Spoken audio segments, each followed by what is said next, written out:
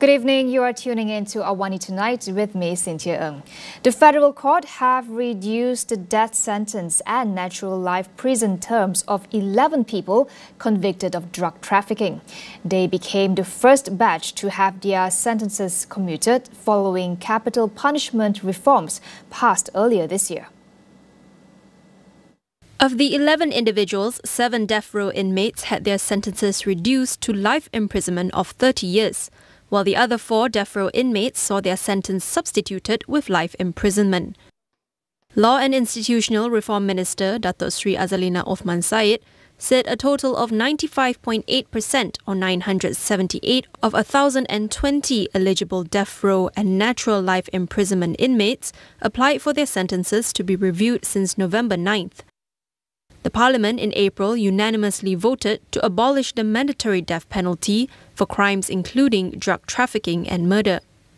Under the amendments passed, alternatives to the death penalty include whipping and imprisonment of between 30 to 40 years. The extradition agreement between Malaysia and Australia can only be invoked in the case of former policeman Cyril Azhar Umar if his death sentence is commuted to life imprisonment. Home Minister Datuk Sri Saifuddin Nasution Ismail said this was due to the dual criminality requirement in the agreement that needs to be fulfilled. Jika dia melalui peguamnya mengemukakan permohonan sesuai dengan undang-undang baru yang telah kita pindah. Dan kalau hasilnya itu tidak membawa kepada hukuman mati, waktu itu barulah kita boleh invoke perjanjian ekstradisi kerana elemen ataupun prinsip dual criminality yang diguna pakai antara kita dengan Australia. Saifuddin explained that dual criminality refers to a criminal act in both countries that carries similar sentences. In Malaysia, Cyril has been sentenced to death, but Australia does not have the death penalty.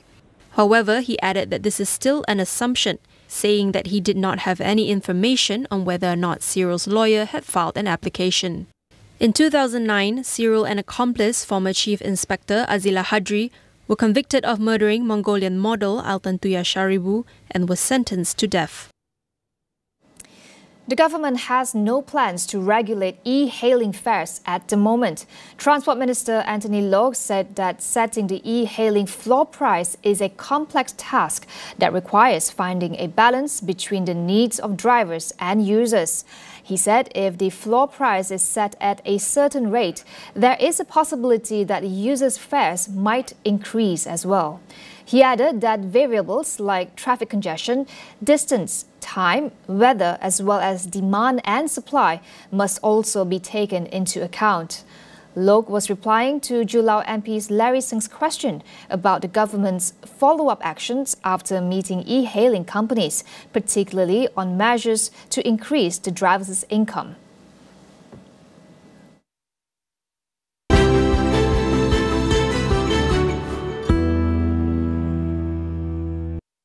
Prime Minister Datuk Sri Anwar Ibrahim has landed in San Francisco, California for the 30th APEC Economic Leaders Meeting.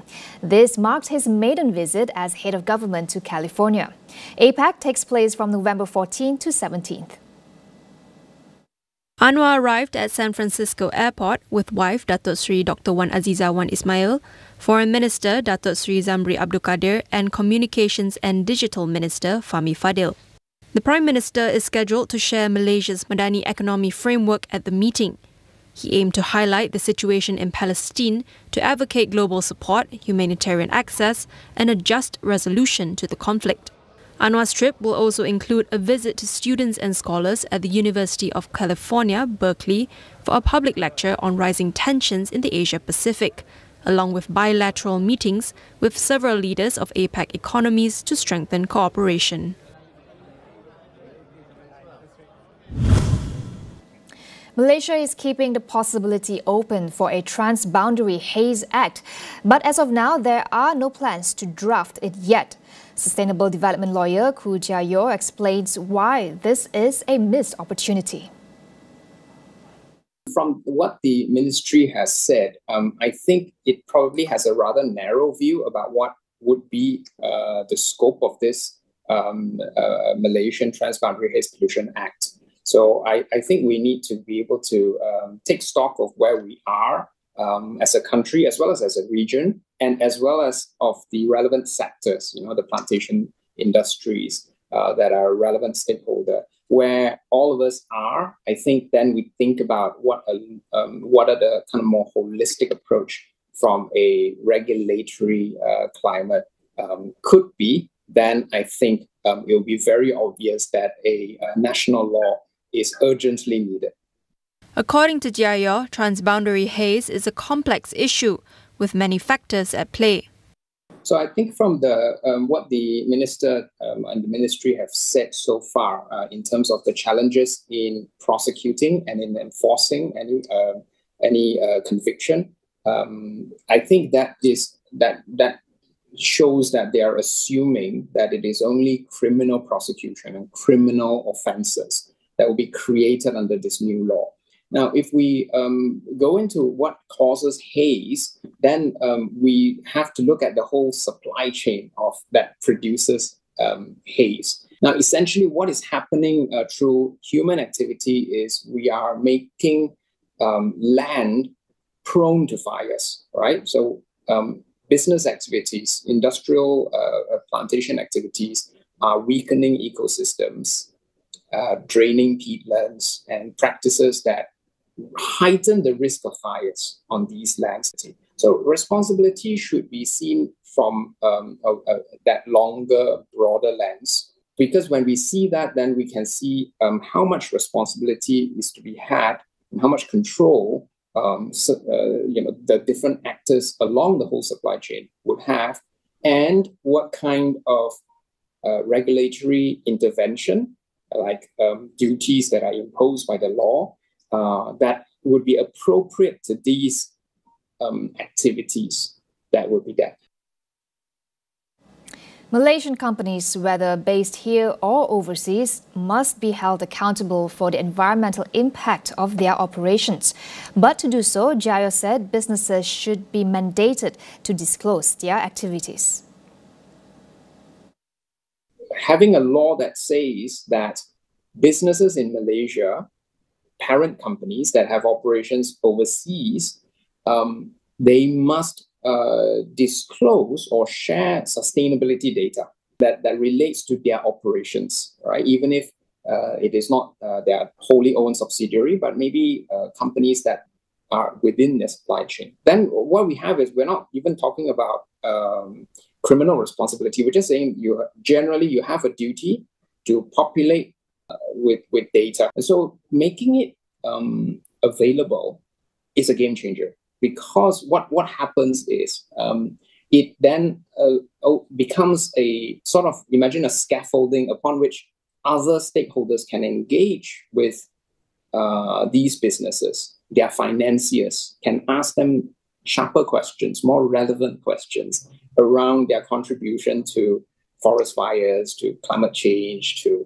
conflicts with locals on the land, which also have links with fires. So all these things open up a kind of multiplying factor on not just forcing them to be responsible, but also working together with them to be more responsible.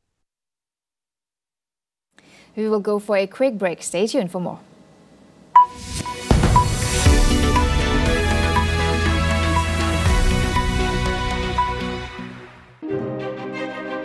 Asking the tough questions is what we do every day here on Astro AWANI. Catch me every weeknights at 10:30 p.m. across all AWANI platforms.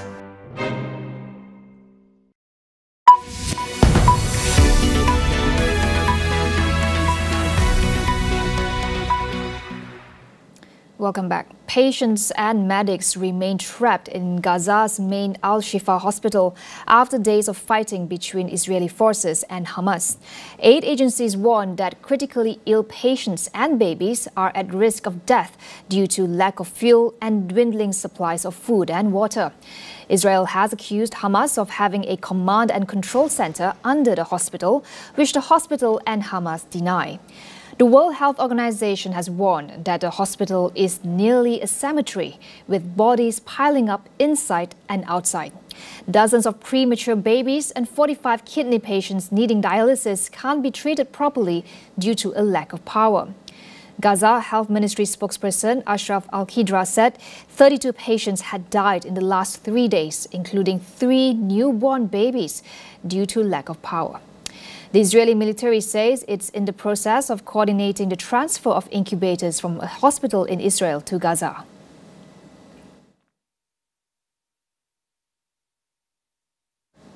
Separately speaking from the White House, U.S. President Joe Biden says the Al-Shifa Hospital must be protected as Israeli tanks surround the facility. It's my hope and expectation that there will be less intrusive action relative to the hospital. We're in contact and we're with the Israelis. Also, there is an effort to take this pause to deal with the release of prisoners. And that's being negotiated as well with the Qataris are engaged. And so I remain somewhat hopeful, but the hospital must be protected. The armed wing of Hamas has called for a truce in exchange for the release of some hostages during negotiations mediated by Qatar. A spokesperson for the Al-Qassam Brigade said the group is ready to release up to 70 women and children in exchange for a 5-day truce. According to the spokesperson Abu Ubaidah, the Israeli side demanded the release of 100 women and children. He accuses Israel of hampering the negotiations by continuing its attacks on Gaza, adding that Israel is also putting the lives of the hostages in danger. Hamas claimed that a female hostage was killed in an attack carried out by the Israeli side last week. Since October 7th, over 11,000 Palestinians have been killed in Gaza, over 4,000 of them children. And according to the United Nations, nearly 200,000 Palestinians have fled northern Gaza in the past 10 days. Denmark's parliament is set to debate a bill to ban burnings of the Quran following a string of desecrations to the holy book. The bill aims to make it a criminal offence to publicly and improperly treat attacks of strong religious significance to a religious community, with offenders facing up to 2 years in prison.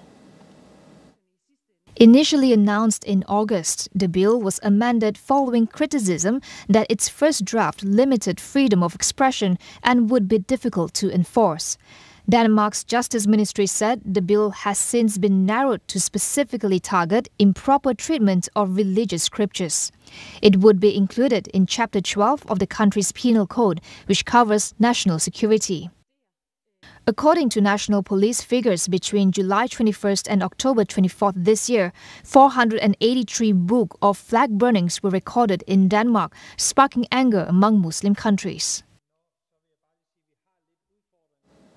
Taiwan has approved Terry Gou, the billionaire founder of Foxconn, to run as an independent presidential candidate. This comes after the Election Commission announced that Gou had collected 3 times the amount of signatures needed to support his bid. According to election regulations, Gou had to gather around 300,000 voter signatures by November 2nd to qualify as an independent candidate. The 73-year-old, who stepped down as Foxconn chief in 2019, had announced his presidency bid in August, citing goals of uniting the opposition. He is one of 4 candidates in the election, with opinion polls showing him to be the least favored candidate so far, well behind current Vice President and frontrunner Lai Ching-te. That wraps up AWANI Tonight. I'm Cynthia Ng. Thank you for watching and good night.